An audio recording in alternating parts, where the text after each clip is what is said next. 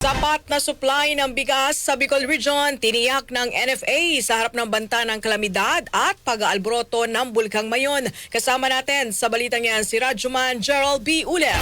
RNN Tutok Bulkan. Tiniyak ng National Food Authority o NFA na may sapat na supply ng bigas sa Bicol Region upang tumugon sa mga kalamidad. Kabilang na rito ang pag-aalboroto ng Bulkang Mayon. Ayon sa National Food Authority, nakahanda ang kanilang mga stocks upang matiyak na sapat ang bigas para sa posibleng pagtaas ng demand nito. Umaabot na sa 104,273 na sako ng bigas at 764,870 na sako ng palay ang kasalukuyang naka-impact sa mga bodega ng ahensya sa iba't ibang bahagi ng resyon. Tuloy-tuloy din umano ang milling activities ng NFA, lalo na sa mga NFA-owned rice mill mula Lunes hanggang Sabado bilang paghahanda sa relief operations sakaling tumagal itong unrest ng Mayon.